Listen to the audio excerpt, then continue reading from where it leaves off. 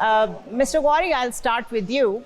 I believe, this is my opinion, that there is a concerning pattern emerging in Pakistan where we see either extreme judicial activism taking place with an overdose of suo motu, I would say, or there is a noticeable alignment of the judiciary with a specific political faction or the establishment. If the judiciary itself fails to adhere to its constitutionally framed role, how can we expect other institutions to do so? Thank you very much, Janera, for taking me in your program. I think your question has different layers to it. If I can deal with the first one, first. I think, the question, the way we report judiciary and judicial cases in the courts these days, that has a particular pattern. And media mainly focuses on what it understands to be the most important or the most sought after subject.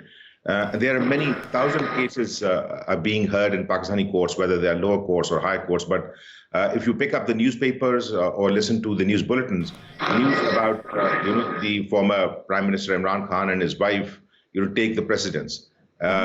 And since he's facing multiple charges and there are multiple cases, so definitely, 2/3 of the front pages would, try to deal with him and his cases. No, this is not new. It used to be when Nawaz Sharif was facing similar situation and similarly, earlier politically. Absolutely. The question which you actually asked, I think the Pakistani courts are not that interested in suo motu notices these days as they used to be, a few years ago. But I think the way Pakistani politics is developing, there is a sense that maybe, the most powerful institution in this country, the establishment, the way it has conducted itself over the last 20 years, and maybe, before that as well, slowly the political space for other institutions was reduced.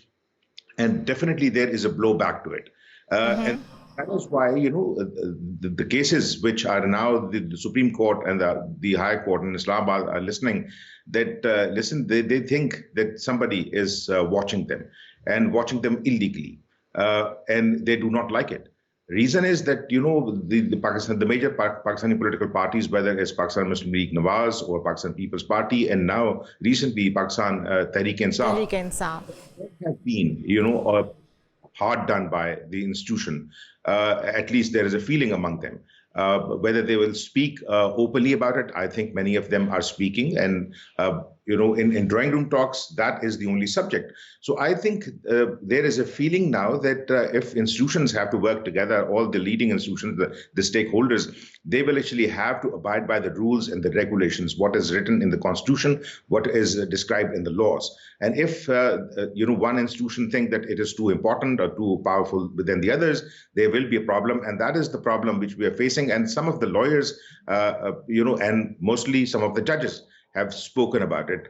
At early stage, we need to sit back and see how this whole process develops and how we basically get to the end of it. Right.